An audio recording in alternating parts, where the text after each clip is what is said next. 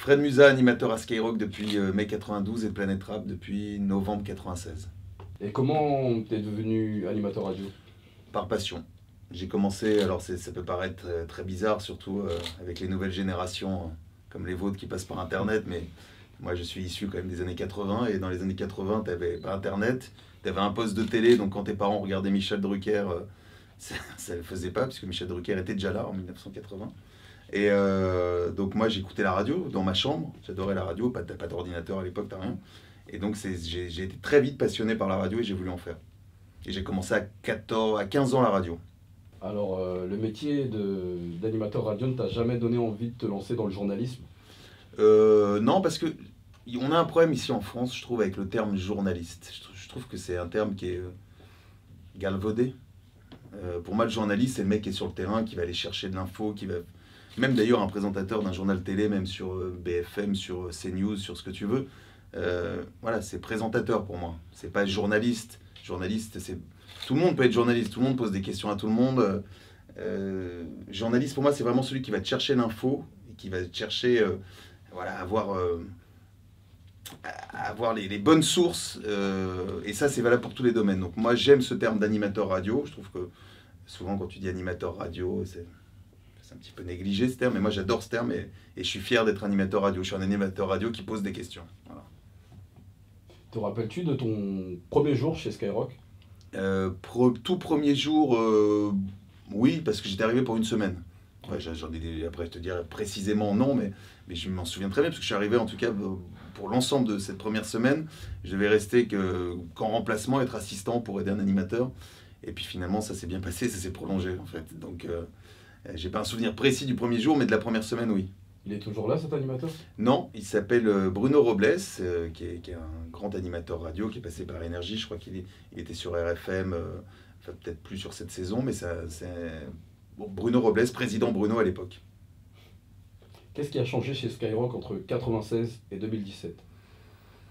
Bah en fait, pas grand-chose. J'ai envie de te dire si, la musique, parce que la musique change chaque année, chaque mois, il y a un renouvellement, il y a une scène qui s'arrête, il y en a une autre qui redémarre, des scènes qui s'entremêlent, donc c'est plus sur la musique. Après, ce qui a changé, on est quand même une équipe assez soudée, on est une équipe qui bouge pas trop, parfois il y a des petits jeunes qui arrivent, d'autres qui partent, c'est aussi la vie d'une boîte, la vie d'une entreprise, mais en tout cas, dans l'ensemble, je pense que on a tous encore cette même passion.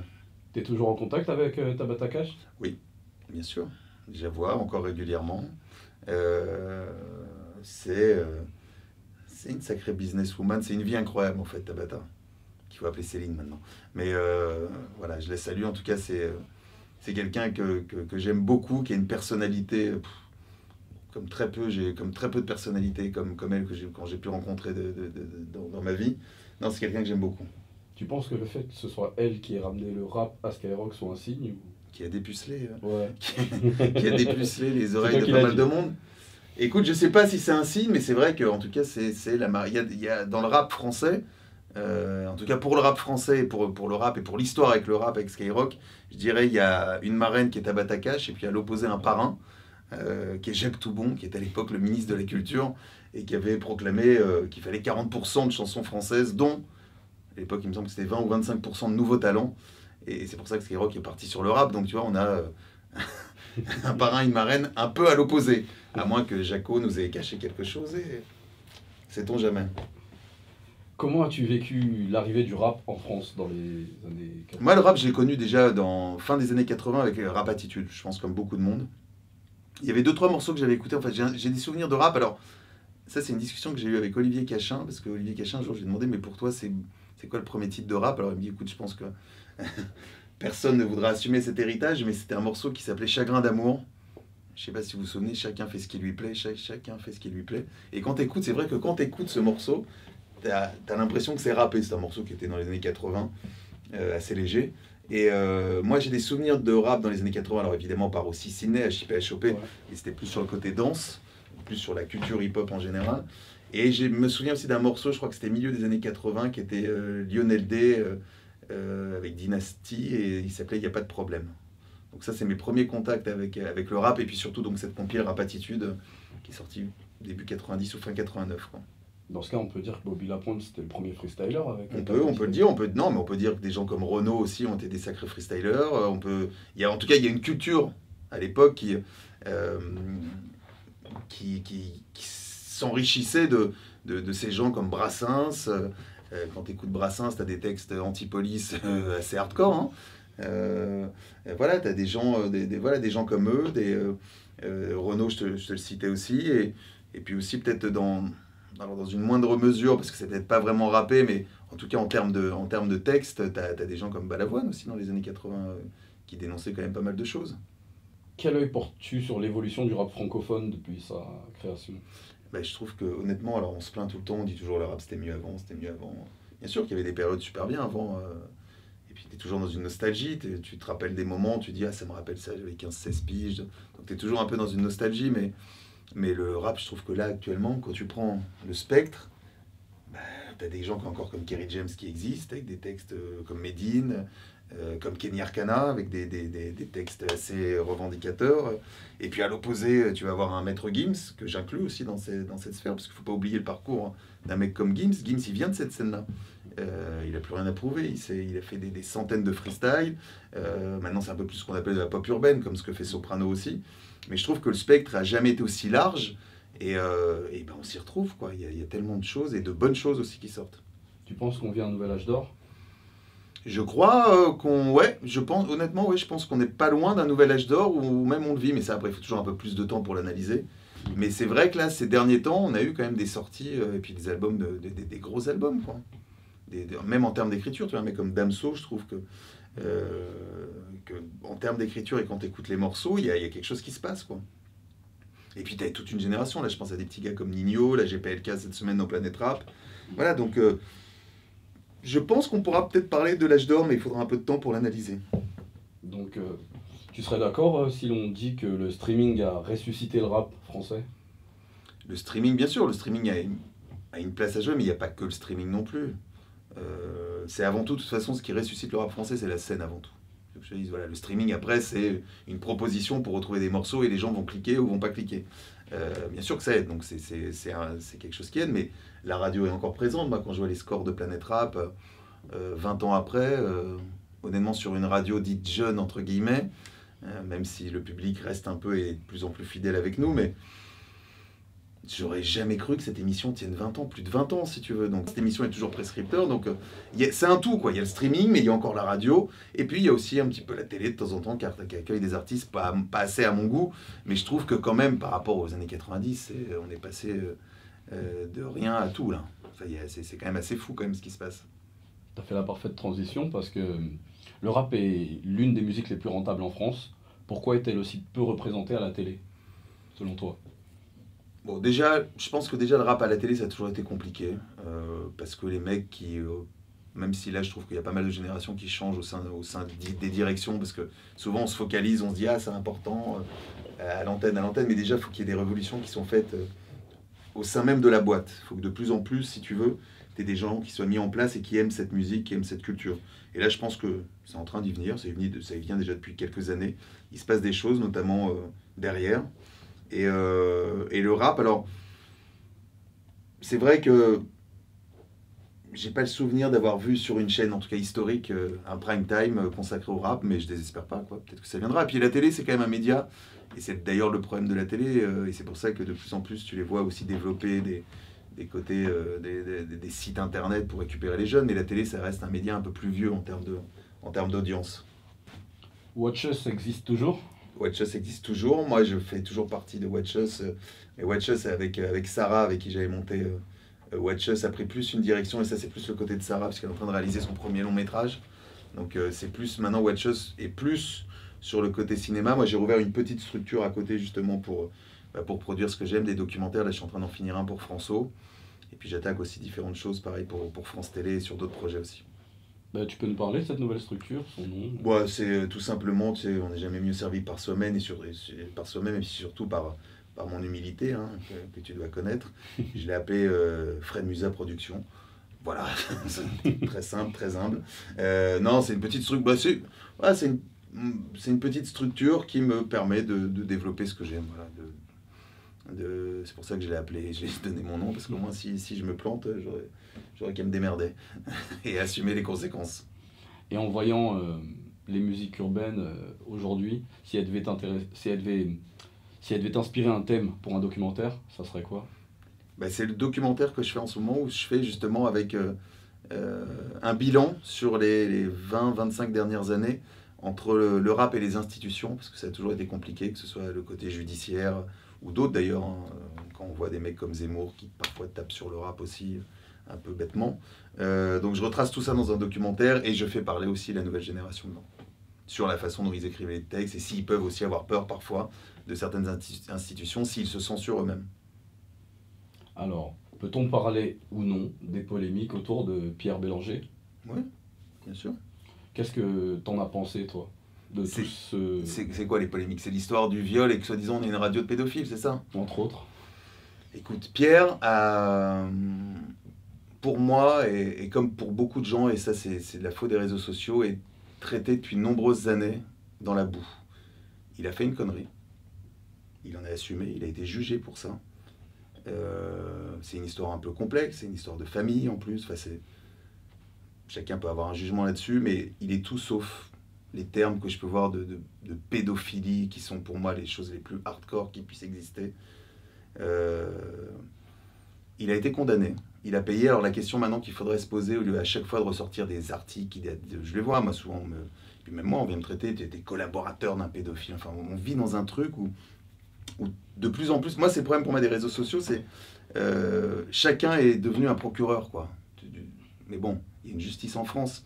Si Pierre Bélanger était un dangereux pédophile, comme certains veulent le faire monter en épingle là-dessus, je pense qu'il serait enfermé, il serait en prison. Il a fait, en effet, je te disais, une connerie, il l'a payé pour ça maintenant. Et ça, j'ai envie de dire, c'est valable pour tout le monde. Qu'est-ce que ça veut dire, quoi? Ça veut dire que quand tu fautes, que tu payes, que tu vas en prison pour ça, une fois que tu ressors, il faut toujours te ressortir les mêmes choses, il faut chaque fois te replonger là-dedans. T'as pas le droit à une nouvelle chance. Non mais tu vois, c'est un vrai... Et ça, c'est le vrai problème des réseaux sociaux, pour moi. Et puis en plus, c'est évidemment déformé. Euh, je trouve que il a beaucoup de courage, parce que c'est une humiliation permanente, quoi. Quand tu vois des articles qui sont ressortis, où en plus n'est pas la vérité dans les articles. C'est un truc pour moi qui est dégueulasse. Voilà, c'est dégueulasse. Changement de sujet. Selon toi, pourquoi certains artistes en veulent à Skyrock? La plupart sont des indépendants. Non, mais c'est pas que les indépendants. Je pense que c'est normal, parce que quand tu es une radio, tu as une playlist, voilà, tu as une trentaine de titres, et que tu peux pas faire rentrer tout le monde. Voilà, donc quand t'es pas rentré, quand t'es pas joué, quand t'es diffusé, ça peut provoquer de la frustration, ça peut provoquer de l'énervement. Je trouve que maintenant, quand même, ça pouvait être le cas encore il y a quelques années, parce que c'est vrai que oui, il y avait un côté monopolistique de Skyrock que je comprends et qui peut être énervant et agaçant, surtout quand tu es un artiste. Maintenant, grosso modo, moi je crois plus. Alors là, tu vois, on parlait des choses négatives des réseaux sociaux, mais ça c'est quand même le côté positif des réseaux sociaux. Moi je crois plus maintenant à l'artiste, aussi brillant qu'il soit. Ça a pu arriver il y a des années, ça a pu arriver.